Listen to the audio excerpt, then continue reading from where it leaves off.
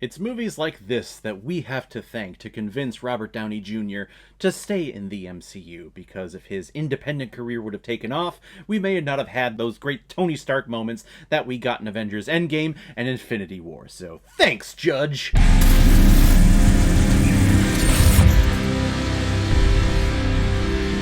The Judge, released in 2014, and is directed by David Dobkin, who's also directed such films like Shanghai Nights, Wedding Crashers, Fred Claus, and The Change-Up. And this film is starring Robert Downey Jr., Robert Duvall, Vera Farmiga, Vincent D'Onofrio, Jeremy Strong, Dax Shepard, and Billy Bob Thornton. And the reason why we're talking about The Judge today is because it was a PayPal recommendation and donation from a longtime contributor and supporter of this channel, James Filbry. Thank you very much for the recommendation. If anyone else out there also wants to be like James and help support me, contribute to this channel, you can select the QR code that is in the bottom left corner of your screen right now. Send over your donation of $5 or more with your movie recommendation, and if I have access to it, I will watch it, review it, and give you a little shout out just like what I did with James Filbry here. Hank Palmer is a hotshot defense lawyer in Chicago. But upon hearing the news that his mother has passed away, he decides to travel back to Indiana to visit with his estranged family. And while their tensions are surely high between Hank and his family, as Hank hates being in this small town because everyone knows each other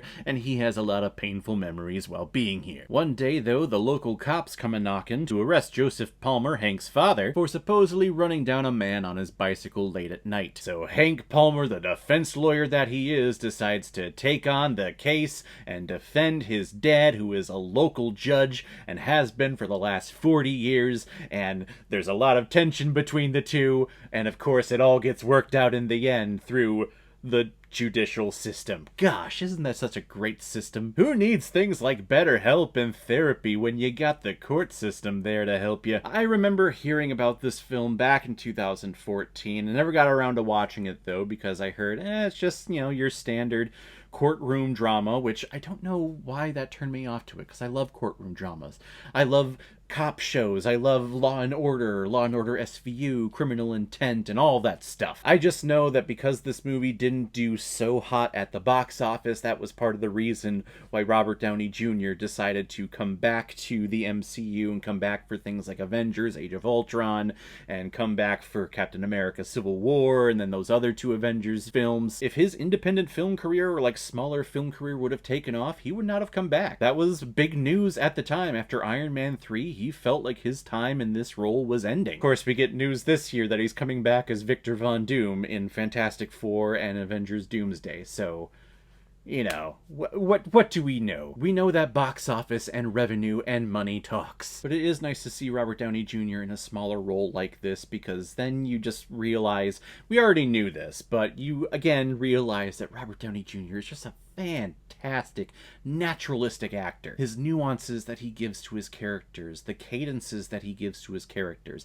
the subtle nonverbals that he has in his face and his actions when he's listening to someone or combating with another character on screen. It's a beautiful acting performance to witness every single time that he is here. And this Hank Palmer dude, he definitely has middle child syndrome. I know, because I am a middle child myself. And for you to go out and make a name for yourself and make your own living in spite of what your dad had in mind for you or what the rest of your family had in mind for you, I definitely relate to him, and I was rooting for him the entire time. Like, yeah, that's right, you show those motherfucking brothers who's boss. And then Robert Downey Jr. is just surrounded by a ton of other brilliant actors around him. Vincent D'Onofrio, I think, is one of the best actors of this generation.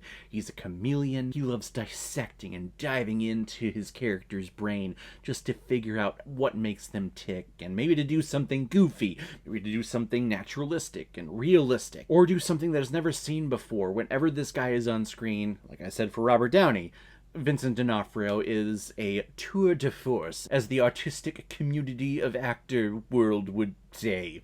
Yeah. Vera Farmiga is tremendous here. Robert Duvall, who plays the old-time judge, he's just someone that has clout about him. So yeah, he's an old-time judge with dementia, and he's battling cancer.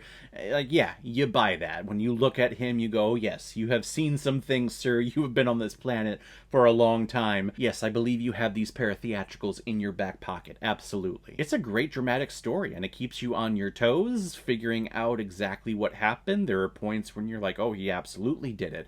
And then some news and some things come awry that you're like, oh, well, maybe he didn't do it. Maybe someone else hit him and did a hit and run, and we'll never find out who actually did. But in the background, it's really more about Hank Palmer really finding his soul again. When he moved to Chicago, yes, he's all about business. He's always about work and advancement and his career. Him moving back to his hometown, remembering his roots, really, like, made his heart grow 3 times that day. As I'm describing this plot, I feel like it's more of a Hallmark movie, actually. A hot young businesswoman comes back into town, probably for the holidays, hates being there, but, you know, family and stuff, and then they stumble into their high school sweetheart, who's still in this small town, and is still fine as hell. Same thing happens here. The exact same thing happens here.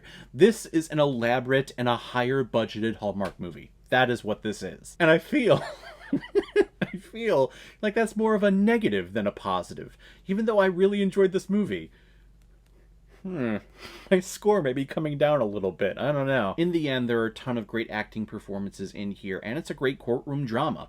If you love courtroom dramas and just watching to see what the prosecutor and the defender have up their sleeve and how they're gonna argue back and forth, oh yeah, this is the movie for you. And also, if you're in the mood for a holiday Hallmark film without the holiday and without the soap opera actors, then this is also the movie for you. I'm gonna give The Judge 4 out of 5 Blu-rays.